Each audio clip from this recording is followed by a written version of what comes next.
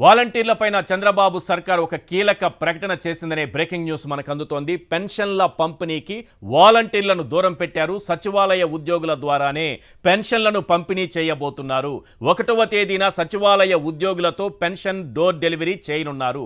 అన్ని రకాల పెన్షన్లు సచివాలయ ఉద్యోగులతోనే పంపిణీ చేస్తామని మంత్రి పార్థసారథి స్పష్టం చేశారు. అయితే వాలంటీర్లపై మాత్రం ఇంకా ఎలాంటి నిర్ణయం తీసుకోలేదన్నారు. అసలు వాలంటీర్ వ్యవస్థ ఉన్నట్టా లేనట్టా? వాలంటీర్లకు 5,000 కాదు 10,000 ఇస్తామన్నారు. మరి ఏం చేయబోతున్నారు? 1వ తేదీకి వాలంటీర్ వ్యవస్థ ఉంటుందా ఉండదా అన్నది తేలిపోబోతోందా? ఎందుకంటే సచివాలయ ఉద్యోగుల ద్వారానే నేరుగా పెన్షన్లు ఇంటికి పంపిణీ చేస్తామని క్లియర్గా చెప్పేశారు. దాదాపు 1.5 లక్షల మంది ఉన్నారు. మొత్తం 2.5 లక్షల మంది ఉంటే అందులో దాదాపు 1,00,000 మంది ఎన్నికల సమయంలో రాజీనామా చేసి బయటకు వచ్చారు. మరి 1.5 లక్షల మంది భవిష్యత్తు ఏంటి? వారికి ఇస్తానన్న 10,000 రూపాయల సంగతి ఏంటి? వీటన్నింటిపైన ఎలాంటి ఆన్సర్ త్వరలో రాబోతోంది? ఎలాంటి సమాధానం ప్రభుత్వం ఇవ్వబోతోంది? రైట్, దీనిపైనే మంత్రి గారు ఏం మాట్లాడారో ఒకసారి చూద్దాం. సచివాలయం స్టాఫ్తోనే పెన్షన్లు డిస్ట్రిబ్యూట్ చేయబోతాయి. డోర్ టు డోర్ ప్రతి ఇంటికి కూడా సచివాలయ ఉద్యోగస్తుల ద్వారా మేము పెన్షన్ డిస్ట్రిబ్యూట్ చేస్తాం. వాళ్ళు ఏ విధంగా ఉపయోగించుకోవాలో అవన్నీ కూడా ప్రభుత్వం ఆలోచన చేస్తుంది. బట్ ఈ పెన్షన్ డిస్ట్రిబ్యూషన్ మాత్రం సచివాలయ స్టాఫ్ పూర్తిగా బాధ్యత తీసుకుంటారు.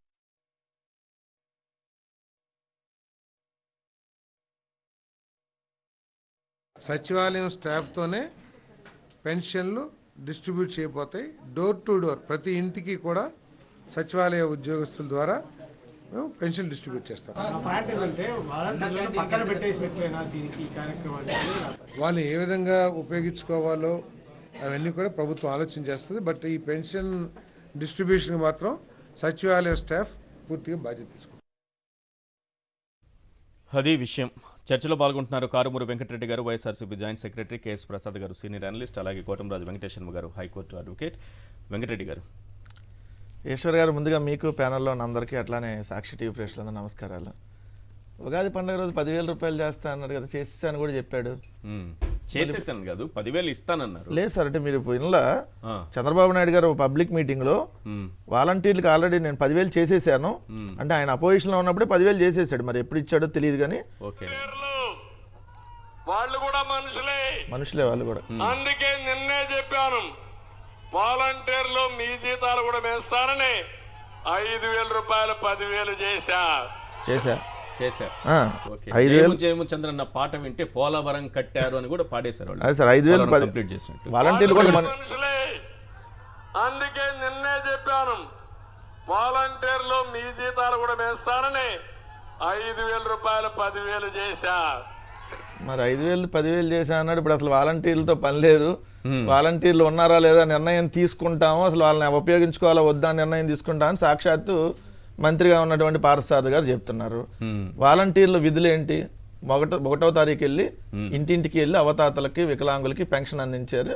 ఈ 4.5 సంవత్సరాల పాటు, దాదాపు 4.5 సంవత్సరాలు, ఆగస్టు 2019 నుంచి ఈ వ్యవస్థ జగన్మోహన్ రెడ్డి గారి హయాంలో ఆగస్టు 15వ తారీఖు 2019లో ఈ వ్యవస్థ వచ్చింది. అప్పటి నుంచి ఎన్నికలకు 3 నెలల ముందు దాకా, ఎందుకంటే ఎన్నికల 3 నెలల ముందు కూడా వీళ్ళు ఎన్నికల కమిషన్ దగ్గరికి వెళ్ళి వాలంటీర్లు వద్దని ఆపినటువంటి క్రమం దాకా చూస్తే ప్రతి నెల అది కరోనా రాని వరదలు రాని ఎంత బేభత్సాలని ఏం జరిగినా కూడా వాలంటీర్ అనేవాళ్ళు 1వ తారీఖు వెళ్ళి 66 లక్షల మంది అవతాతలకు పెన్షన్లు అందించారు. ఇప్పుడు రేపు 1వ తారీఖు సచివాలయ ఉద్యోగులు వెళ్ళి ఇంటింటికి అందిస్తారంట. అంటే వాలంటీర్ల వ్యవస్థకు మంగళం మాడినట్టే కదా దానికి అర్థం. సచివాలయ వ్యవస్థ ఆల్రెడీ ఉంది, సచివాలయ వ్యవస్థకు అనుగుణంగా వాలంటీర్ వ్యవస్థ పనిచేస్తుంది. ఆ వాలంటీర్ల వ్యవస్థ సచివాలయంలో ఉన్నటువంటి సచివాలయ వ్యవస్థ ద్వారా అందుతున్నటువంటి 543 సేవలు ఏదైతే ఉందో 543 సేవలు ఈ వాలంటీర్లు డోర్ టు డోర్ ఆ సేవలను తీసుకెళ్లేది వాళ్ళ బాధ్యత. సో వాళ్ళ విధులు అది.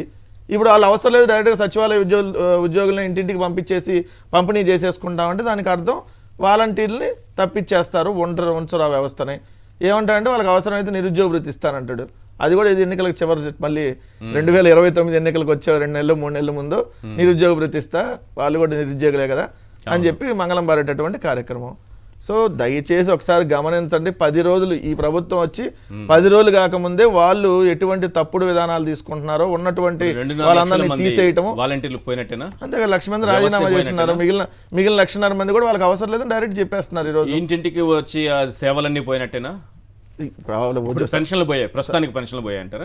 ప్రస్తుతానికి వాలంటీర్లు వ్యవస్థ అవసరం లేదు, సచివాలయాల ద్వారా పంపిణీ చేస్తా ఉంటున్నారు. ఇది పెన్షన్ల వరకు పెన్షన్ల వాలంటీర్లు చేస్తే అది ఒక్క సేవే కాదు కదా. మిగిలిన సేవలు ప్రతి ఒక్కటి వచ్చి ప్రతి ఒక్క సచివాలయ ఉద్యోగి వచ్చి సచివాలయం పరిధిలో 2000 జనాభా ఉంటారు, ఉండే స్టాఫ్ 11 మంది. ఆ 11 మంది ఆ 2000 జనాభాకి వెళ్ళి మాక్సిమం 11 మినిమం 8 నుంచి వెళ్ళి ఇంటింటికి వెళ్ళి రోజు చేయలేరు కదా, ప్రతి ఒక్క కార్యక్రమం వాళ్ళకి సంబంధించినటువంటిది అందించలేరు కదా. ఇక్కడ 50 ఏళ్ళకి వచ్చి ఒక వాలంటీర్ ఉండి 50 ఏళ్ళకి వచ్చి వాళ్ళు చూసుకుంటా ఉన్నప్పుడు ఎంత బ్రహ్మాండంగా ఆంధ్రప్రదేశ్ రాష్ట్రంలో పరిపాలన జరిగింది. వాళ్ళ కోవిడ్ సమయంలో కూడా ఏ విధమైనటువంటి సేవలు అందిని మనం చూసాం. ఈ రోజు ఆ వ్యవస్థ అవసరం లేదని చంద్రబాబు నాయుడు గారు డిసైడ్ చేశాడు. సో ఇంకా తేల్చుకోవాల్సింది రాజీనామా చేయనటువంటి వాలంటీర్లు. ఇప్పుడు ఎవరైతే కొంతమంది రాజీనామాలు చేసి మమ్మల్ని బలవంతంగా చేయించారని చెప్పి ఏదైతే ఉద్యోగాల కోసం ఆ 10,000 రూపాయల జీతం కోసం ఏదైతే తప్పుడు ఆరోపణలు చేస్తూ మమ్మల్ని బలవంతంగా చేయించారని ఒకళ్ళిద్దరు ఇళ్ళ చేత కేసులు కూడా పెట్టించారు కదా, కొడాల నాని గారి మీద, ఇట్లా కొంతమంది మీద. సో ఇప్పుడు తెలుసుకోవాల్సింది వాళ్ళు, ఆలోచించుకోవాల్సింది వాళ్ళు. నీతిగా, నిజాయితీగా, నిబద్ధతగా వ్యవహరించినటువంటి ప్రభుత్వం ఎవరిది? ఈ రోజు మిమ్మల్ని 10,000 ఇస్తామని చెప్పి ఉగాది పండుగ రోజు సార్ ఎంత దారుణం అంటే, ఆ రోజు మీరు సాయంత్రం డిబేట్కి వచ్చా, నాకు గుర్తుంది బాగా. ఉగాది పండుగ రోజు ఉగాది పండుగ సాక్షిగా చెప్తున్నా 5,000 కాదు 10,000 రూపాయలు వాలంటీర్లు. మళ్ళీ 10,000 తాగదు, ఇది బేసిక్. మీకు రేపొద్దున దీన్ని మీకు 50,000 లక్ష వరకు వాలంటీర్ వ్యవస్థ కొనసాగిస్తామని మరొక్కసారి మీ అందరికీ హామీ ఇస్తున్నా. ఉగాది రోజున, పండుగ రోజున తీపి కబురు మీకు అందరికీ ఇస్తాం. మంచి తీపి కబురు. 5,000 కాదు, మీకు రాబోయే రోజుల్లో 10,000 రూపాయలు పారితోషికం ఇచ్చే పారితోషికం అది బిగినింగే సార్. మీలో సమర్థత ఉంది, తెలివితేటలున్నాయి. ఇది ఎంట్రీ పాయింట్ మాత్రమే. ఇక్కడి నుంచి మీ ఇంట్లో మీరు కూర్చొని వర్క్ ఫ్రమ్ హోమ్. ఇప్పుడు 10,000 రూపాయలంటే దాన్ని 1,00,000 రూపాయల వరకు మీరు సంపాదించుకోవచ్చు అంట 10,000 జీతంతో. మరి ఏ విధంగా 10,000 జీతంతో 1,00,000 సంపాదిస్తారు?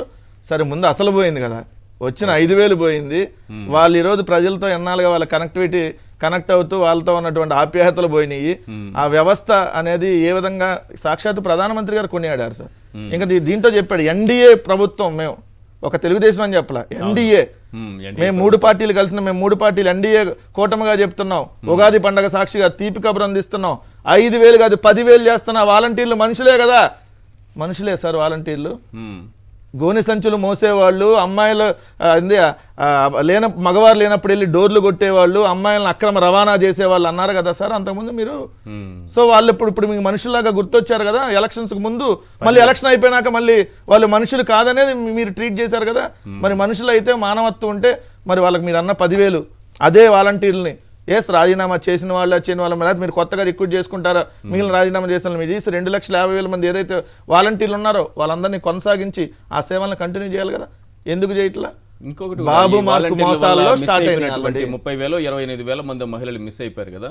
ఇప్పుడు అది చేసి వాళ్ళందరినీ తీసుకొచ్చి వాళ్ళ ఇళ్ళలో వదిలేస్తారు. డిప్యూటీ సీఎం గారు బాధ్యత కదా సార్. ఎందుకంటే డిప్యూటీ సీఎంగా సినిమా యాక్టర్ ప్రమాణ స్వీకారం చేసి సొగాలి ప్రీతి గారికి న్యాయం చేస్తాను, సొగాలి ప్రీతి గారిని హత్య చేసినటువంటి వాళ్ళని ఏదైతే దోషులుగా నిలబెట్టేసి వాళ్ళ వ్యవహారం చూస్తా అన్నాడు.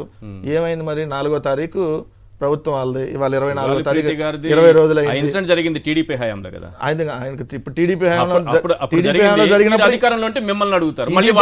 జరిగినప్పుడు ఈయన కూడా వాళ్ళతో కలిసి ఉన్నాడు సార్. అమాయకత్వం వీళ్ళతో కలిసి ఉన్నాడు వాళ్ళతో. ఆ రోజు అయిపోయింది. ఘటన జరిగింది ఎప్పుడో చెప్పండి సార్ క్లియర్ గా. 2014-18 మధ్య చంద్రబాబు నాయుడు గారు, భారతీయ జనతా పార్టీ, అదే విధంగా పవన్ కళ్యాణ్ ముగ్గురు కలిసి ఉన్న టైంలో జరిగినటువంటిది.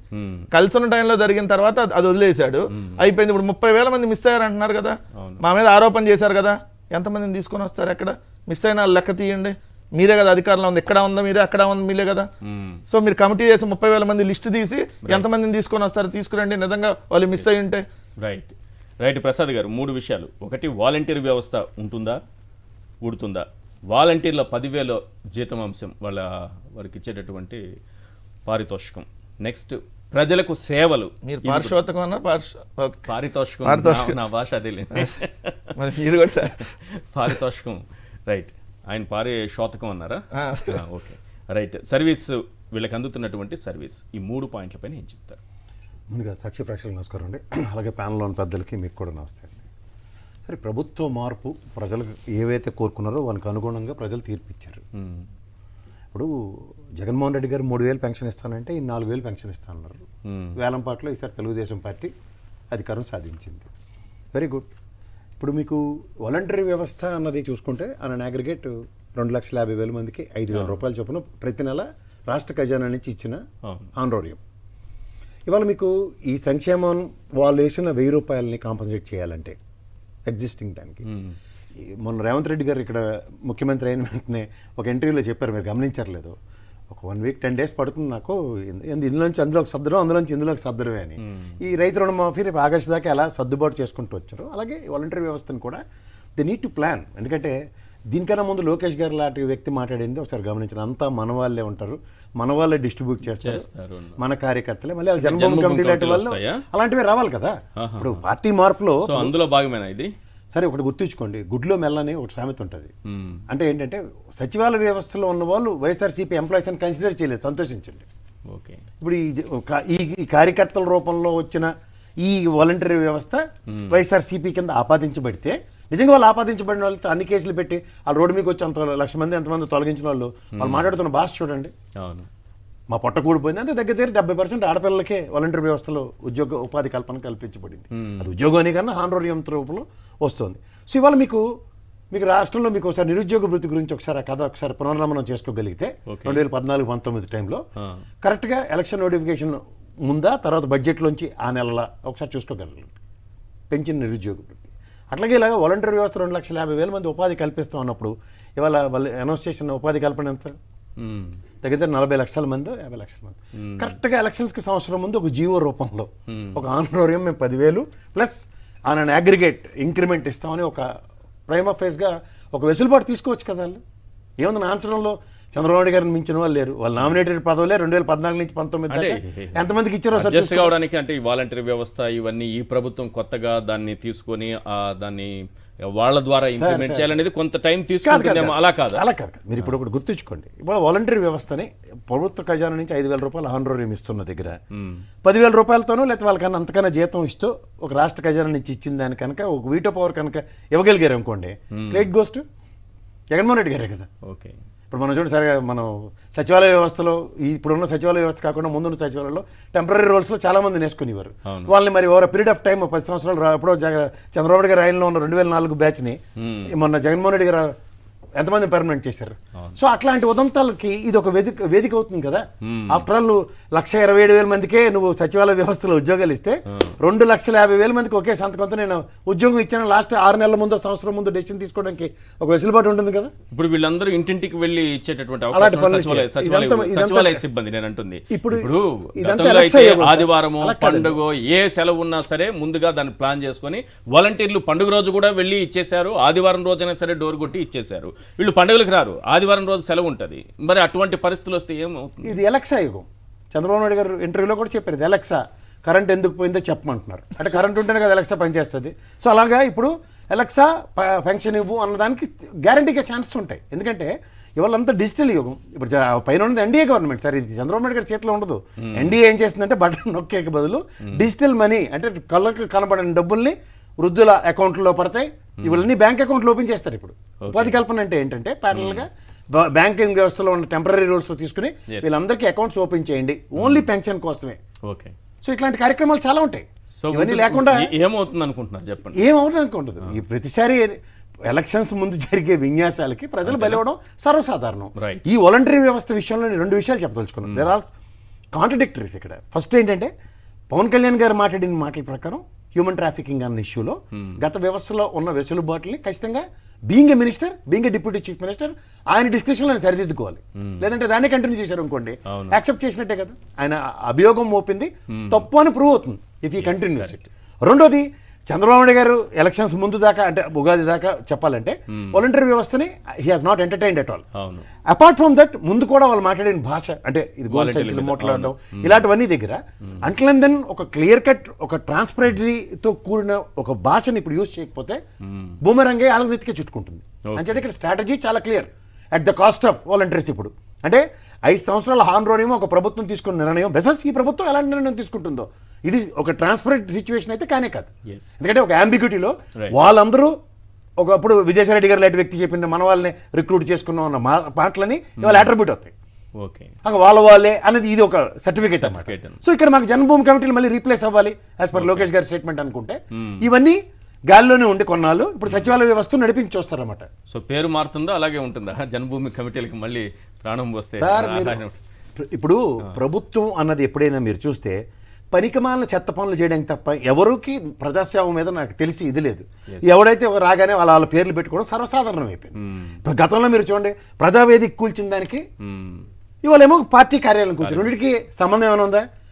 ఇప్పుడు ఇదే చంద్రబాబు నాయుడు గారు గతంలో ఏం చెప్పారు, ఈ కరకట్ట కూడా నా పరిధిలోకి, ఇది గ్రేటర్ అమరావతి పరిధిలోకి వస్తుంది, ఇది రాజధాని పరిధే, ఈ 55,000 ఎకరాలు అన్నీ ఇచ్చిన దాంట్లో ఖచ్చితంగా కోల్దోసి ఇవ్వాల్సినవే అన్నదానికి 10 ఏళ్ళ పొద్దుంది. ఇప్పటికైనా ఆయన ఉంటున్న నివాసం కానీ దాని పక్క వ్యవహారానికి ఎవడైనా వేలు పెట్టడానికైనా వెసులుబాటు ఉందా? అలా మూలికల రాజు గారు అయితే లాస్ట్ ఇప్పటికి కూడా మూలికలు ఇచ్చేస్తాం కదా. సో ఇక్కడ ఇవన్నీ చూస్తుంటే కరకట్టకు ఒక న్యాయం అది ఎప్పుడు దాని లేదు వ్యవసాయ క్షేత్రాల్లోనూ. తర్వాత మీరు ఇందాక వెంకటరెడ్డి ఎవరిని అడిగినా చెప్తారు ఒక పార్టీకి సంబంధించిన సేకరణ ఎలా ఉంటుంది. ఒక్కొక్కడు 100 రూపాయలు 50 రూపాయలు వాళ్ళు సబ్స్క్రిప్షన్స్ ఇచ్చిన తర్వాత వాళ్ళ ఆస్తిని ఒక ప్రభుత్వ పరంగా ఒక ల్యాండ్ తీసుకుని అక్కడ వాళ్ళు కట్టుకున్నారా కట్టుకోలేదా ఆ ఆయనలో వచ్చిన జీవోలు కాంట్రడిక్షన్ ఉన్నాయో లేదు చూడండి. తెలుగుదేశం ఆయనలో చూసుకుంటే 33 ఏళ్ళు మినిమం, మ్యాక్సిమం 99 ఇయర్స్ మ్యాక్సిమం. 1000 రూపాయల నుంచి 25,000 రూపాయలు చొప్పున దానికి ఛార్జెస్ కూడా ఉన్నాయి. అంటే ఇంత ఎకరం 1000 రూపాయలు 25,000కి ఒక ప్రభుత్వంలో ఉన్నప్పుడు తీసుకున్న డిస్కషన్స్ లో వైఎస్ఆర్సీపీలో కూడా అన్ని 1000 రూపాయలు అన్ని 1000 రూపాయలు. ఆ విషయం కూడా మాట్లాడతాం. ఇప్పుడు ఒకే ఒక విషయంలో ఇప్పుడు ఇదే వైఎస్ఆర్సీపీ కూడా జీవోలు తీసి బయటకు రమ్మనండి. ఇవాళ వీళ్ళు కరకట్ట కూల్చినప్పుడు ప్రజలు మంద కాదు కదా ప్రభుత్వ ఆస్తి అని కూర్చోవచ్చు. మీకు రెండో విషయం ఇవాళ వైఎస్ఆర్సీపీకి సంబంధించిన పార్టీ ఆఫీసు వాళ్ళు కట్టుకున్న రూపాయలతో కట్టుకున్నది నిజంగా అనుకుంటే వాళ్ళు దాన్ని ప్రొటెక్ట్ చేసుకోవాల్సిన బాధ్యత ఉంది. దానికి ఒరిజినల్ డాక్యుమెంట్స్ పట్టుకుని నిలబడమని ఎవడన్నా పొక్లైనర్ పట్టుకుని వస్తే ఈ విధంగా దాన్ని పరిరక్షించుకోకపోతే ఎవరు శ్రేణులు సమావేతమై ఎస్ మా నియోజకవర్గంలో కట్టిన పార్టీ ఆఫీస్ని ప్రొటెక్ట్ చేసుకోవాలి. రైట్ శర్మ గారు ఏంటి వాలంటీర్ వ్యవస్థ పైన ఏం చెప్తారు? వాలంటీర్ వ్యవస్థలు వాలంటీర్లందరినీ 5,000కి 10,000 చేస్తామని చెప్పేసి వారితో ఎలక్షన్ టైంలో వారికి వాగ్దానం ఇచ్చారు, చేశారు. అది మేనిఫెస్టోలో లేకపోయినా సరే వాళ్ళందరూ కూడా చంద్రబాబు నాయుడు గారు వాళ్ళకి మాట ఇచ్చారు, చేశారు, చెందారు. ఆ 10,000 రూపాయలు ఇవ్వటం కాకుండా స్టార్టింగ్ లోనే పెన్షన్లు వారి చేత పంపిణీ చెయ్యము అనేది ఒక మాట చెప్పి నిదానంగా ఆ వ్యవస్థని నిర్మూలించాలి, చెయ్యాలి అని భావిస్తున్నారని చెప్పి నేను అనుకుంటున్నాను. ఇంకొకటి కూడా చెప్పాలి ఈశ్వర్ గారు, ముఖ్యంగా మీకు ఇది గ్రామాల్లో అనుకుంటున్న మాట ఈశ్వర్ గారు. గ్రామాల్లో ఇప్పుడు 10 మంది వాలంటీర్లు ఉంటే వాళ్ళని 5గురిని చేసి 5గురిని కూడా ఇప్పుడు ఉన్న వాళ్ళని తీసేసి గతంలో ఉన్న జన్మభూమి కమిటీల్లో ఉన్న సభ్యుల్ని తీసుకొచ్చి వాలంటీర్లుగా పెట్టి ఆ జన్మభూమి కమిటీల ద్వారా మళ్ళీ వాలంటీర్ వ్యవస్థ నడిపించాలి, చెయ్యాలని చెప్పి చూస్తున్నారని చెప్పి గ్రామాల్లో వాళ్ళందరూ చెప్తున్నారు. అంటే జన్మభూమి కమిటీలు ఏవైతే ఉన్నాయో వాటిని వాలంటీర్ రూపంలో మార్చాలి, చేయాలని ఆ 10,000 ఇచ్చే జీతాలు కూడా వాళ్ళకి వెళ్ళాలి, టీడీపీ పార్టీ వాళ్ళకి వెళ్ళాలి, చేయాలనుకుంటున్నారు. దాంట్లో ఆ సమూల మార్పులు చేయడానికి చెందడానికి ఇప్పుడు ముందు వాళ్ళని పెన్షన్ల పరంగా ఈ నెల ఇచ్చారనుకోండి వాళ్ళని కంటిన్యూ చేయాల్సిన పరిస్థితి వస్తుంది. ముందు వాళ్ళని తాత్కాలికంగా స్ట్రక్ చేసి ఇప్పుడు ఆపారు చేశారనుకోండి వచ్చే నెల లోపు వాళ్ళు ఏదో పరీక్షనో లేకపోతే రివ్యూనో ఏదో ఒకటి పెట్టి ఇప్పుడు ఉన్న వాళ్ళని తీసేసి కొత్త వాళ్ళని పెట్టుకొని ఆ జన్మభూమి కమిటీల్లో మనుషులందరినీ పెట్టుకొని చేయడానికి చేస్తున్న ఉద్దేశం. వ్యవస్థను అయితే పూర్తిగా రద్దు చేస్తారని నేను అనుకోవట్లేదు. కాబట్టి మనుషుల్ని మాత్రం పూర్తిగా మార్చి వాళ్ళ పాత జన్మభూమి కమిటీల్లో ఉన్న మనుషులందరినీ దీంట్లో రీప్లేస్ చేస్తారు. అప్పుడు అనధికారికంగా జన్మభూమి కమిటీలు ఉండేది ఎక్కడ అది అధికారికంగా లేదు. ఇప్పుడు అధికారికంగా వాలంటీర్నే జన్మభూమి కమిటీలుగా మార్చే యోచనలో ఉన్నారని చెప్పి అర్థమవుతుంది. 10,000 కాకపోతే 20,000 ఇస్తారు జీతాలు వాళ్ళకి, వాళ్ళే కాబట్టి వాళ్ళ మనుషులే కాబట్టి ఎంతైనా ఇస్తారు జీతాలు. ఇది మాత్రం ఖచ్చితంగా ఫ్యూచర్ లో జరగబోతోంది, చేస్తున్నారు. మరి అంతేకాకుండా రివ్యూ చేస్తున్నారంటే మీరు బతుకున్నారా లేదా ఏంటి, మీది ఇంటి పన్ను అని మీ కరెంట్ బిల్ అని అది ఇది అని చెప్పి 66 లక్షల పెన్షన్లు ఏవైతే జగన్ గారు ఇస్తున్నారో చేస్తున్నారో వాటిని మళ్ళీ 25 లక్షల పెన్షన్లు చేయడానికి చెందడానికి చూసి ఆ నెపంతో ఎవరైతే వైఎస్ఆర్సీపీ సింపథైజర్లు ఉన్నారో, ఎవరైతే వైఎస్ఆర్ సానుభూతి పరులు కానీ వాళ్ళకి ఫాలో అయ్యే వాళ్ళు ఉన్నారో వాళ్ళందరికీ కూడా పెన్షన్లు తీసేసే కార్యక్రమం కూడా మొదలైంది. ఈశ్వర్ గారు నేను చెప్పిన 2 ముఖ్య అంశాలు కూడా ప్రజలకి మీ ద్వారా బయటికి వెళ్ళాలండి. రైట్ మేనిఫెస్టోలో ఉందా సార్ ఇది? తెలుగుదేశం మేనిఫెస్టోలో ఉంది కదా 10,000 ఉందా? 10,000 వాలంటీర్లు చేస్తాం, 10,000 రూపాయలు వాలంటీర్లు. ఉంది. అవునండి, జన్మభూమి కమిటీలుగా మారుస్తారు. వాళ్ళకి వైఎస్ఆర్సీపీ మేనిఫెస్టోలో లేకుండా ఇస్తారు. జగన్మోహన్ రెడ్డి గారి మానసపుత్రిక కింద ఆవిష్కరించబడింది. అది గొప్ప విషయం సార్. వీళ్ళు వాలంటీర్ వ్యవస్థ తీసుకొచ్చి మేనిఫెస్టోలో ఉంటే తన మేనిఫెస్టోలో పెట్టుకుని చంద్రబాబు నాయుడు గారు ఎక్సలెంట్ గా ఉంది ఇది. మేనిఫెస్టోలో వాళ్ళకి 10,000 ఉన్నాయి ఇస్తా ఉంది. కాదు, మేనిఫెస్టోలో ఉన్నాయి. ఇప్పుడు ఆయన చేసిన దాఖలాలు చంద్రబాబు నాయుడు గారికి ఉన్నాయి సార్. కాబట్టి మళ్ళీ మేనిఫెస్టోలో పట్టించుకోలేదా మీరు? ఉందా, ఉంటే కరెక్ట్ గా ఇప్పుడు చేస్తాడా 10,000 ఇస్తే వాలంటీర్ వ్యవస్థ కంటిన్యూ చేస్తే ఏదో ఒక 50 మంది 10,000 మంది 5,000 మంది పెడతాడేమో జన్మభూమి కమిటీలను పెట్టి వాళ్ళకి శాలరీలు ఇస్తాడేమో ఫైనల్ గా. ఏది మీరు రోజు టీవీలో గొడవ చేస్తున్నారని నేను గొడవ చేస్తున్నా. అదే రోజు వాలంటీర్లు గొడవ చేస్తున్నారు వీళ్ళు. దానికని చెప్పి ఈ విధంగా పెడతాడేమో సార్. రైట్, ఒక చిన్న బ్రేక్ తీసుకుందాం. బ్రేక్ తర్వాత వైఎస్ఆర్సీపీ కార్యాలయం నిర్మాణంలో ఉన్న సందర్భంలో మంగళగిరిలో కూల్చేశారు. చాలా చోట్ల రాష్ట్ర వ్యాప్తంగా ఉన్నటువంటి కార్యాలయాలకు నోటీసులు ఇస్తున్నారు. ఇవి కూడా కూల్చేస్తామని కొందరు నాయకులు బహిరంగంగానే చెబుతున్నారు. ఏంటంటే అక్రమంగా కట్టారని అబద్ధాలు చెబుతున్నారు. అసలు అక్రమంగా కట్టడం అంటే ఏంటి? ఎల్లో సౌధాలు ఏ రకంగా నిర్మించారు? ఎక్కడెక్కడ ఏ భూములు దోచుకున్నారు? ఏ రకంగా పేదల భూముల్ని కొట్టేశారు? ఏ రకంగా మున్సిపల్ భూముల్ని కొట్టేశారు? ఏ రకంగా పోరంబోకు భూముల్ని కొట్టేశారు? ఏ రకంగా దసపల్ల కొండను తవ్వి మరి టీడీపీ కార్యాలయం కట్టుకున్నారు? ఏ రకంగా హైదరాబాదులో ట్రస్ట్ పేరుతో ఎకరం భూమి కొట్టేశారు? ఈ అంశాలపైన చాలా లోతైనటువంటి విశ్లేషణ, క్లియర్ కట్ విశ్లేషణ చేద్దాం. వెంకటరెడ్డి గారు, మంగళగిరిలో వైఎస్ఆర్సీపీ కార్యాలయం నిర్మాణంలో ఉన్నప్పుడు దానికి అనుమతులు లేదన్నో ఇంకోటో ఏదో వివాదాలు ఉన్నాయి, దాని చుట్టూ దాన్ని కూల్చేశారు. మరి టీడీపీ వాళ్ళు రాష్ట్ర వ్యాప్తంగా అన్ని జిల్లా కేంద్రాల్లో, ప్రధాన పట్టణాల్లో అన్ని చోట్ల నిర్మించారు. వాళ్ళకి ఎక్కడ వివాదాలు లేవే? ఎప్పుడు మీరు కూల్చేయలేదే? ఆ విధంగా కట్టుకోవచ్చు కదా మీరు కూడా. అసలు దానికి పర్మిషన్ లేదని చెప్పింది ఎవరు సార్? ఇది గవర్నమెంట్కి సంబంధించినటువంటి జీవో నెంబర్ 52 16/2/2023. సో ఇది 16/2/2023 అంటే ఫిబ్రవరి 16, 2023 జీవో నెంబర్ 52 ద్వారా ఏదైతే తాడేపల్లిలో 33 సంవత్సరాల లీజు 1,000 రూపాయల చొప్పున 2 ఎకరాలు అక్కడ కేటాయిస్తూ జగన్మోహన్ రెడ్డి గారి ప్రభుత్వం వైఎస్ఆర్ కాంగ్రెస్ పార్టీ ఆఫీస్ నిర్మించుకోవడానికి ఇచ్చినటువంటిది. దాని తర్వాత 2023 16/2 అట్లానే మీరు అన్నట్టుగా మిగిలిన చోట్ల కూడా మీరు అన్నట్టు వైజాగ్లో 2022 మే 16న పిఎం పాలన సమీపంలోని ఎన్విపి లా కాలేజ్ నుంచి ఐటీ హిల్స్కి వెళ్లే రోడ్డును ఆనుకొని పనోరమా హిల్స్ సమీపంలో ఎండాడ సర్వే నెంబర్ 175/4లో 2 ఎకరాల ప్రభుత్వ భూమిని పార్టీ కార్యాలయ నిర్మాణానికి కేటాయిస్తూ ఇచ్చినటువంటిది. దాన్ని 33 ఏళ్ళ లీజు. కలెక్టర్ గారు కూడా ఉత్తర్వులు ఇచ్చాడు. దాంట్లో ఏమని మొదటి 5 ఏళ్లకు సంబంధించిన 5x2000 చొప్పున 10,000 ముందు చెల్లించాలి. తర్వాత 5 సంవత్సరాలకి మళ్ళీ ఆటోమేటిక్గా 10% పెరిగిద్ది లీజ్ అనేది. సో ఇట్లా ప్రతి నిర్మాణాలకు సంబంధించి విత్ అఫీషియల్గా ఏదైతే పర్మిషన్తోనే స్టార్ట్ చేసాం, పర్మిషన్ లేకుండా ఎక్కడ మేము అక్రమంగా నిర్మాణాలు చేపట్టలేదు. ఇది పాయింట్ నెంబర్ 1. ఈ పార్టీ నిర్మాణాలు అనేది ఏ రాజకీయ పార్టీకైనా కూడా వాళ్ళు అక్కడ ప్రభుత్వాన్ని రిక్వెస్ట్ చేసుకొని కేటాయించుకొని నిర్మించుకోవటం అనేది ఆనవాయితీగా వస్తుంది. ఈరోజు చంద్రబాబు నాయుడు గారు ఆయన అధికారంలో ఉన్నప్పుడు జీవో నెంబర్ 340 21/7/2016 ఇప్పుడు తెలుగుదేశం పార్టీకి సంబంధించినటువంటి ఏదైతే మంగళగిరి ఆఫీసుకి సంబంధించి వాళ్ళు టీడీపీ కార్యాలయానికి 3 ఎకరాల 65 సెంట్లు అంటే 3.65 ఎకరాస్ కేటాయిస్తూ ఇంకో జీవో నెంబర్ 228 వాగు పోరంబోకు భూమి అంటున్నారు దాన్ని.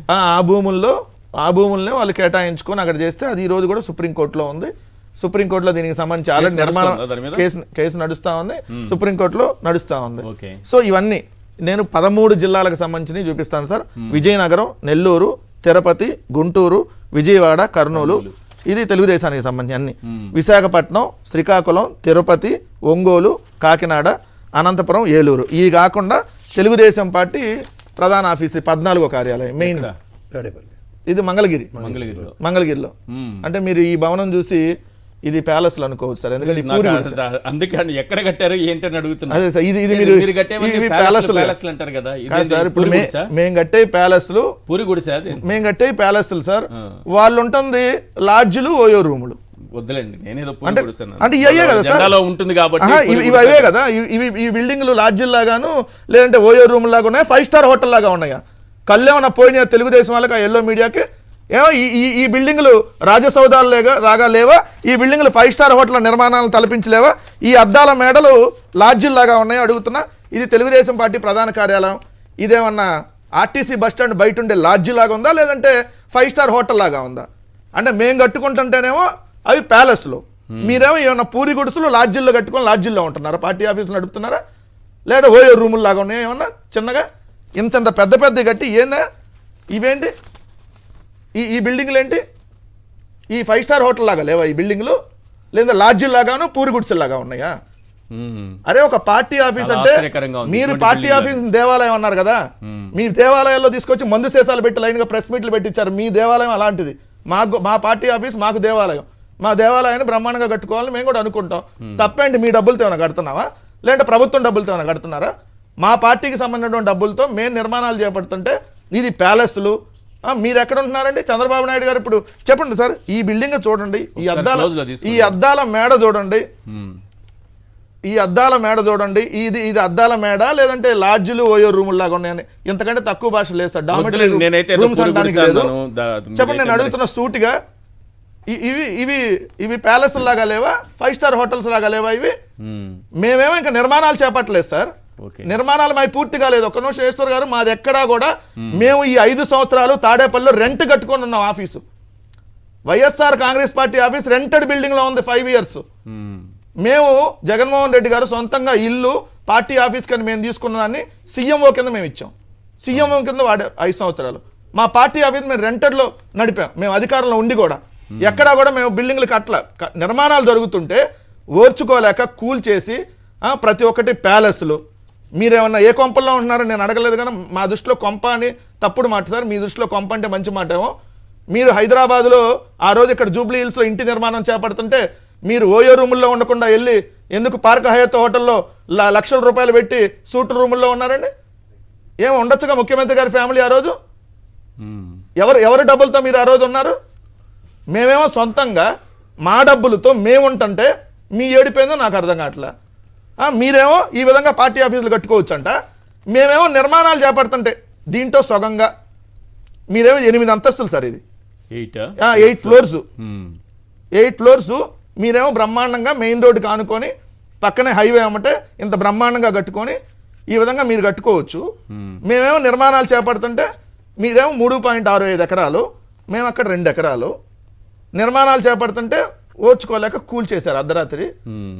సార్ ఎంత దారుణం అంటే, మున్సిపల్ విజయవాడ మంగళగిరి నగరపాలక సంస్థ కమిషనర్కి రాత్రిపడి ఇదిగోండి హైకోర్టు దీన్ని న్యాయపరంగా వెళ్ళాలి, మీరు ఎటువంటి చర్యలు తీసుకోవద్దని ఇచ్చిందని చెప్పి మన వాళ్ళు వెళ్ళి వాళ్ళకి సంబంధించి అది ఆ డాక్యుమెంట్ ఇచ్చి మళ్ళీ ఫోన్ ద్వారా కూడా మళ్ళీ చెప్తే లాయర్ గారు ఎమ్మంటనే 2 ఫోన్లు స్విచ్ ఆఫ్ చేసుకొని తెల్లారు 5:30కి జేసీబీలో తీసుకొని ప్రొక్లైన్ తీసుకొచ్చి కూల్చే కార్యక్రమం చేశారు.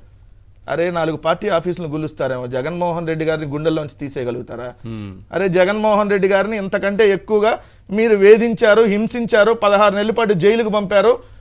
జగన్మోహన్ రెడ్డి గారి ఆస్తులకు సంబంధించి ఏదైతే ఈడీ అటాచ్మెంట్లు అన్నారు, జగన్మోహన్ రెడ్డి గారిని లక్షల కోట్లు అన్నారు, ఈ రోజు మనం కూర్చున్నటువంటి సాక్షి దాన్ని కూడా ఈడీ అటాచ్మెంట్ అని చెప్పి ఏదైతే బయట వచ్చి ఎంత నానా యాగి చేశారో ఆ రోజు మనం చూసాం. ఇవన్నీ చేసినా ఏమైంది? జగన్మోహన్ రెడ్డి గారిని ఏదో చేయాలని మీరు అనుకుంటే అంతకంటే వేగంగా పైకి వస్తాం. సో ఒక అసెంబ్లీ ఒక పార్లమెంట్తో మా ప్రస్థానం బిగినైంది. జగన్మోహన్ రెడ్డి గారి పని అయిపోయిందని చెప్పిన ప్రతి ఒక్కళ్ళ పని అయిపోయింది. జగన్మోహన్ రెడ్డి గారి పని అయిపోయింది, కాంగ్రెస్ పార్టీకి రాజీనామా చేశాడు అన్నారు. ఏమైంది సార్? 16 నెలలు జైల్లో పెట్టారు. బై ఎలక్షన్స్ మొత్తం గెలిచాం, 67 అసెంబ్లీ సీట్లతో. మేము ప్రతిపక్షంగా వచ్చాం. అమ్మో మోడీతో కలిశారు, ఇంకేమైనా ఉందా? 23 ఎమ్మెల్యేలను తీసుకోగానే ఇంకేమైనా ఉందా అన్నారు. 4 మంత్రి పదవులు ఇస్తే జగన్మోహన్ రెడ్డి గారు పని అయిపోయింది, ఇంకా 23 మంది ఎమ్మెల్యేలు అయిపోయారు, జగన్మోహన్ రెడ్డి గారు ఒంటరి అయిపోయాడు అన్నారు. ఏమైంది? జగన్మోహన్ రెడ్డి గారు 151 సీట్లతో అధికారంలోకి వచ్చాడు. సో ఈరోజు మాకు 11 సీట్లు వచ్చి ఉండొచ్చు, 40% ఓటింగ్ ఉంది. ఈరోజు మేము ఎక్కడా కూడా అక్రమంగా కట్టలేదు. మీరు అక్రమ కట్టడంలో ఉండి ఈరోజు పరిపాలిస్తున్నారు. నువ్వు ఉంటున్నటువంటి కరకట్ట కొంప మీ దృష్టిలో, నా దృష్టిలో కరకట్ట ఇల్లు, మా దృష్టిలో కరకట్ట ఇల్లు, మీ దృష్టిలో కరకట్ట కొంప. ఎందుకంటే మీ తెలుగుదేశం వాళ్ళ భాష అది కాబట్టి మీరు ఆ కరకట్ట కొంపలో ఉండి, ఆ అక్రమ కొంపలో ఉండి మీరు ఈరోజు పరిపాలిస్తూ ఉన్నారు. ఆ అక్రమ కొంపలోకి వెళ్ళి ఈరోజు పవన్ కళ్యాణ్ కానీ లేదంటే బీజేపీ అధ్యక్షులు కానీ వెళ్ళి మీటింగులు చంద్రబాబు నాయుడుతో నిర్వహిస్తూ ఉన్నారు. కానీ మేము ఎక్కడ అక్రమంగా కట్టలా. మా సొంత డబ్బులతో కట్టుకున్నటువంటి ఇంటిలో, మా సొంత డబ్బులతో కట్టుకున్నటువంటి ఏదైతే సీఎంఓ కార్యాలయంగా దాన్ని ఇచ్చి 5 సంవత్సరాలు మేము అక్కడే పరిపాలన చేసాం. ఇప్పుడు కూడా కడుతున్నటువంటి ప్రతి బిల్డింగు సక్రమమే, అక్రమం కాదు. అక్రమంగా కట్టుకోవాల్సిన అవసరం నీకుండదేమో చంద్రబాబు నాయుడు, మాకు ఎప్పుడు ఉండదు. రాయల్టీగా ఉంటాం ఓడిపోయినా కూడా. రైట్. ప్రసాద్ గారు, ఏంటి పార్టీ కార్యాలయాలు కూల్చేస్తే వైఎస్ఆర్సీపీ పార్టీ కూడా కూలిపోతుందా? ఇది చాలామంది టీడీపీ నాయకులు అంటున్నారు, వాళ్ళ పార్టీ కూడా కూల్చేస్తున్నాం అని. ఫీనిక్స్ బర్డ్ గురించి ఎవరికైనా తెలిస్తే దాని గురించి చెప్పొచ్చండి. It always lives from Ashes అంటారు. అది ఎప్పుడైతే ఆ బూడిదలోంచి బయటకు వచ్చే ఉదంతంలో జగన్మోహన్ రెడ్డి గారు వైఎస్ఆర్సీపీ పార్టీకి అది ఏం కొత్త కాదు. రెండోది, ఈసారి ప్రజలు ఇచ్చిన మ్యాండేట్ అయితే మాత్రం చాలా తీవ్రమైన సిచ్యువేషన్కి డ్రైవ్ చేశారు. ఫస్ట్ టైం తెలుగుదేశంకి 23 ఇచ్చినప్పుడు కూడా అంటే కొన్ని విలువల్ని దీన్ని పరిరక్షించుకునే నేపథ్యంలో ప్రజాస్వామ్యంలో ఇవాళ తమిళనాడు తరహా పాలిటిక్స్కి ప్రజలు తెరలేపారు. Unit accept it. ఒక కరుణానిధి గారు ఒకే ఒక్క చెన్నై హార్బర్ గెలిచాడు, మిగిలిన ఏడీఎంకే పార్టీ గెలిచింది. సో అలాంటి ఉదంతాలు చూసిన ఈ దేశంలో ఇవాళ రాత్రి మనకి అన్నీ అయిపోయాయి అనుకున్న అపోహల్లో చాలామంది ఉంటారు. ఎలాంటి వాళ్ళకైనా పార్టీ వాళ్ళ పార్టీ కార్యాలయం కన్న తల్లి అండ్ దేవాలయంతో సమానం. ఇప్పుడు ఈ 40% ప్రజల యొక్క మనోభావాలకి విఘాతం కలిగించినట్టే కదా. అవును. ఇప్పుడు మీరు ప్రజావేదిక కూల్పు అన్నదాంతో మొదలైన విధ్వంసం అన్న దగ్గర ఇదే విధ్వంసం మీరు పర్సెప్షనల్గా చూసుకుంటే ఇండివిజువల్ అసెట్స్ని డిజాల్వ్ చేసుకుంటూ వస్తున్నారు. ఒక పార్టీ ఆస్తి అది. అసలు కరకట్ట నివాసమే అక్రమం, ఆ కట్టడమే అక్రమం సార్, అంటున్నారు. ఇంకొకటి, దాంట్లో ప్రజావేదిక ఇప్పుడు నేను అంటుంది అది అది ప్రజలు- ప్రభుత్వానికి సంబంధించినటువంటి దాంట్లో మీరు అక్రమ నిర్మాణం చేపట్టినప్పుడు ప్రభుత్వంగా ఖచ్చితంగా ఒక మెసేజ్ వెళ్ళాలి Yes. అని చెప్పి ఆ రోజు కోల్చడం జరిగింది. మిగిలిన వాళ్ళకి ఆల్రెడీ నోటీసులు ఇస్తే వాళ్ళు న్యాయస్థానాలకు వెళ్ళారు కాబట్టి ఆ స్టేలో ఉన్నాయి. సో మేము ఎక్కడ కూడా ఉపేక్షించినటువంటి పరిస్థితి లేదు. కానీ ఇంకా సిగ్గు లేకుండా అక్కడే ఉంటున్నారు. అంటే మీరు ఏం మెసేజ్ ఇస్తున్నారు ఈరోజు? మీదంతా అక్రమంగా ఉంటామే కాబట్టి పార్టీని అక్రమంగా లాక్కున్నారు, మీ జీవితం అంతా అక్రమంగా పొత్తులు, ఈ విధంగానే అక్రమంగా మీరు చేస్తారు కాబట్టి అక్రమం అనేది చంద్రబాబు నాయుడు గారికి ఆ నారా బదులు అక్రమ చంద్రబాబు అనేది ముందు ఆల్రెడీ ఉంది కాబట్టి ఆ విధంగానే బిహేవ్ చేయండి. రైట్. ఇప్పుడు ప్రభుత్వం సంబంధించిన అక్రమ ఆస్తి అన్నది ఎప్పుడైతే ఫస్ట్ డిజాల్వ్ చేయడం అన్నది మొదలైంది అనుకోండి సార్, అక్కడి నుంచి ఈ పని సులువు అవుతుందన్న కాన్సెప్ట్లో వైఎస్ఆర్సీపీ వెళ్ళింది ప్రజావేదిక కోల్గొట్టడం. ఎందుకంటే అంతమంది కలెక్టర్ల సమక్షంలో has taken a call being a chief minister ఆ రోజు. అది మీరు యాక్సెప్టెన్స్ అంటారో నాన్ యాక్సెప్టెన్స్ అంటారో అది తర్వాత పరిణామం. ఇప్పుడు ఈ ఉదాహరణకి ఇప్పుడు మనకు రోడ్ నెంబర్ 2లో మసీదు ఉండేది. ప్రభుత్వ ఆస్తి ఇవాళ చంద్రబాబు నాయుడు గారికి అది బాగా తెలుసు. ఆ రోడ్ ఎక్స్పాన్షన్స్లో ప్రభుత్వ ఆస్తిని ఎప్పుడైతే మనం కోల్పోతామో తర్వాత మన ప్రజా సంబంధిత ఆస్తుల్ని క్యాప్చర్ చేయడం చాలా సులువు అవుతుంది. ఆ గోడ ఇప్పుడు చూడండి, మనం 20-30 సంవత్సరాల ప్రస్థానంలో మసీద్ గోడ ఎలా అయింది, అలాగే కేబీఆర్ పార్క్ అటవీ శాఖకి సంబంధించింది, దాన్ని ఎలా కన్ఫైన్ చేసుకుంటూ రోడ్ ఎక్స్పాన్షన్ అయిందో చూడమనండి ఒకసారి. సో ఇలాంటివి జరుగుతున్నప్పుడు దానికి సంబంధించిన వాటిల్లో ఫస్ట్ సాక్రిఫైస్ ప్రభుత్వమే చేస్తుంది. కరెక్ట్. అది ప్రజావేదిక కూల్పు. అది కనుక యాక్సెప్టెన్స్ ఉందనుకోండి, వీళ్ళు స్టేట్ కానీ ప్రభుత్వం తరఫున ఉన్న ఆస్తిని కోలుకొట్టుకోవడానికి వెనకాలే కదా ప్రభుత్వం, మీ విరగొట్టడానికి ఏమవుతుంది అన్నది నాకన్నా రాజుగారు బాగా చెప్తారు. సో ఈ విధమైన వెసులుబాటు తీసుకోవడానికి ప్రభుత్వానికి ఒక అడ్వాంటేజ్ క్రియేట్ చేసుకుంది. Unfortunately it is not materialised. ఒకటి. రెండోది, ఈ 5 సంవత్సరాల టెన్యూర్లో వింజెంటా పాలిటిక్స్ అనుకుంటే ఇదే పని చంద్రబాబు నాయుడు గారివి ఇవాళ ఉదాహరణకి మంగళగిరి ఆఫీస్ తెలుగుదేశంది స్టేలో ఉంది లేకపోతే కోర్టు పరంగా ఉందని చెప్పి ఇదే పొక్కలైన పట్టుకుని వెళ్ళి ఉంటాయి కాదు సార్. ఇప్పుడు రాష్ట్ర వ్యాప్తంగా ఎన్ని అక్రమాలు ఉన్నాయో ప్రతి చోట సార్, ఇవాళ మీకు- వాటిని అప్పుడు వైఎస్ఆర్సీపీ సార్, ప్రతి చోట గవర్నమెంట్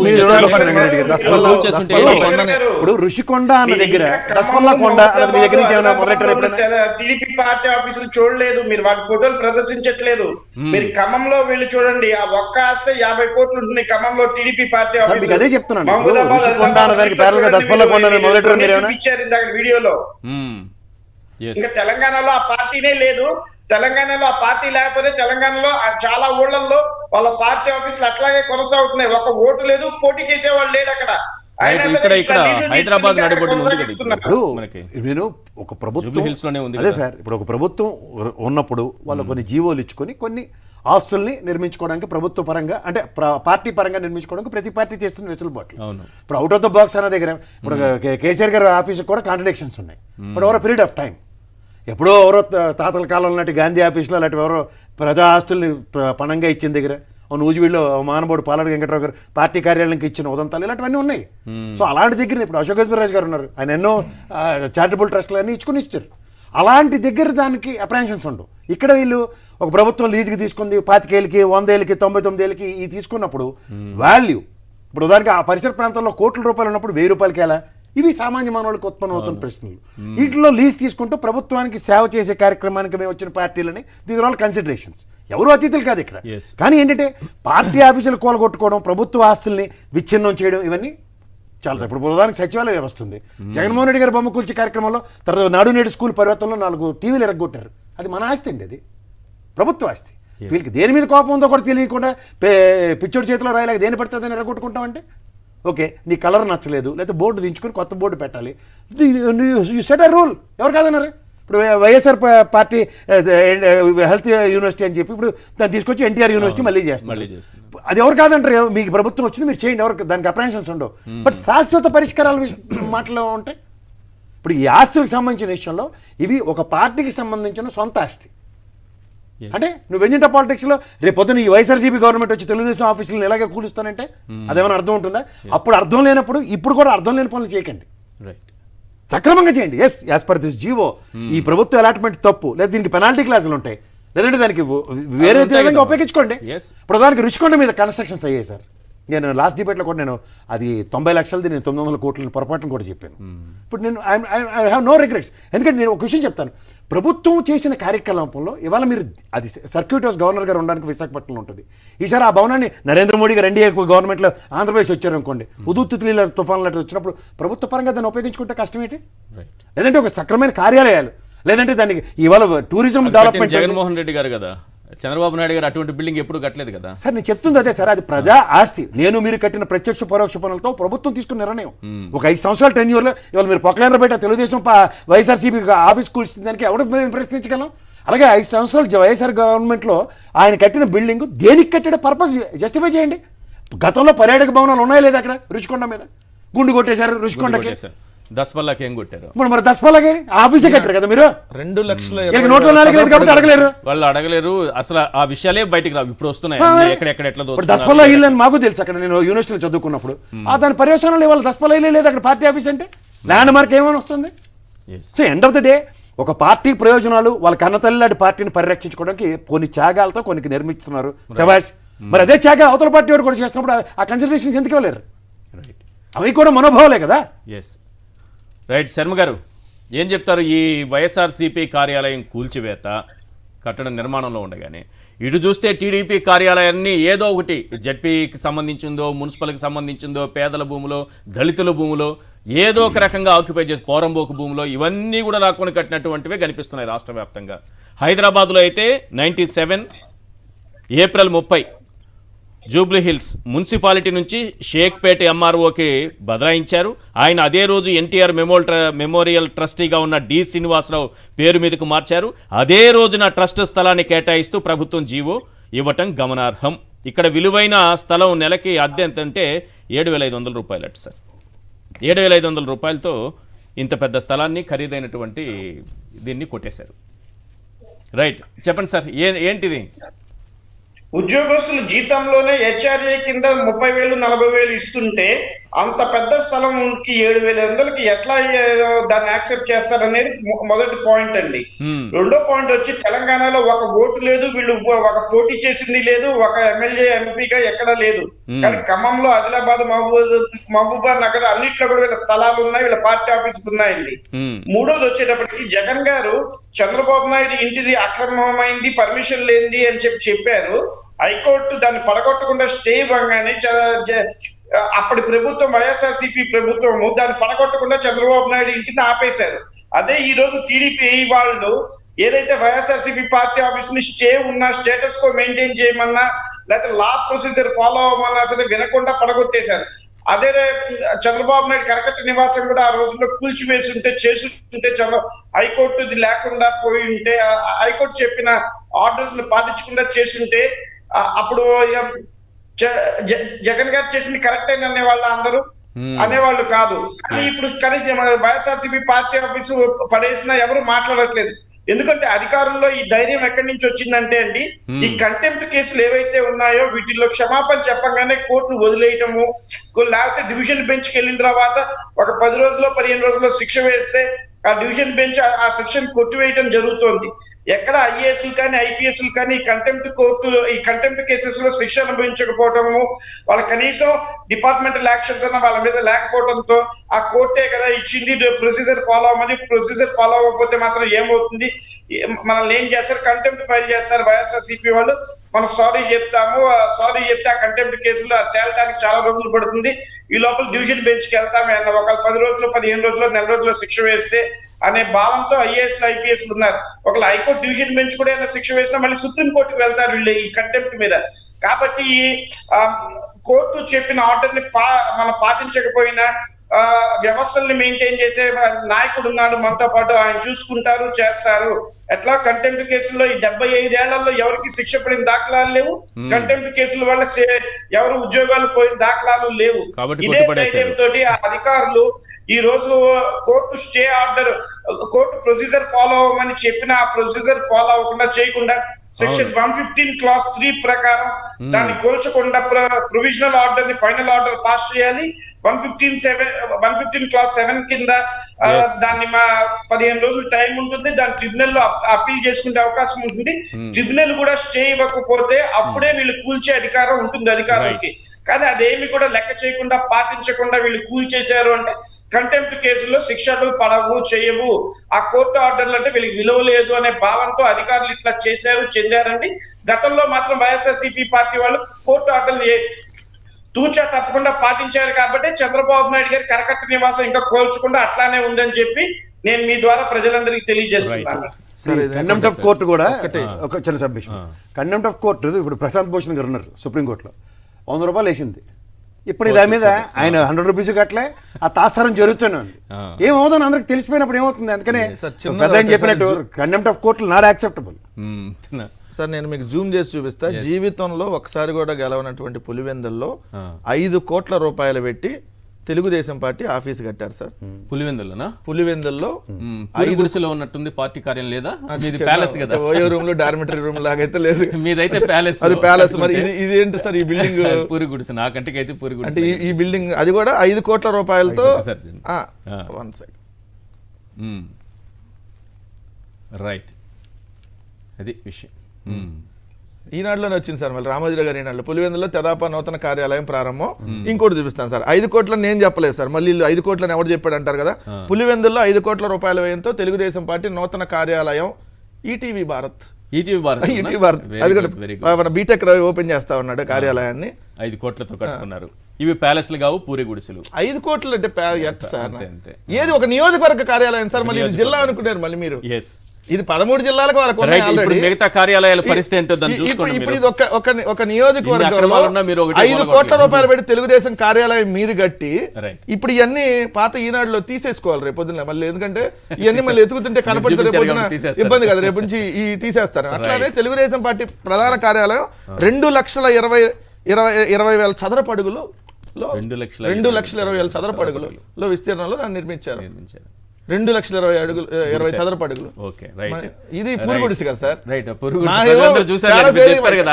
కట్టకుండానే జగన్ గారి పార్టీ ఆఫీసులన్నీ ప్యాలెస్లు తలదల్లేలా ఉన్నాయి. ఇది కట్టకుండానే నిర్మాణాల్లో ఉన్న పునాదుల్లో ఉన్న కూడా ప్యాలెస్ తలదల్లేని రాశారు. మీరేమో ఇన్ని ఫ్లోర్లు కట్టి బొమ్మలేసారు కదా సార్. 2,20,000 చదరపు అడుగులు కట్టి ఇది ప్యాలెస్ కాదు సార్. ఒట్టి నార్మల్ గా ఏదో చిన్న లాడ్జ్ లో డార్మిటరీ రూముల్లో ఓయో రూముల్లో కూడా ఇట్లా ఉంటుంది. వెంకటరెడ్డి గారు థ్యాంక్ యూ. చర్చ్ లో వైఎస్ఆర్సీపీ కదా, అవన్నీ చూపించి కదా, గ్రీన్ బ్లూ అంటే మీదే కదా. అంతే అంతే. Right, thank you sir. Prasad గారు చర్చ్ లో పాల్గొన్నారు. శర్మ గారు thank you so much sir. ఇది వాళ్ళ చర్చ కార్యక్రమం చూస్తూనే ఉండండి సాక్షి టీవీ.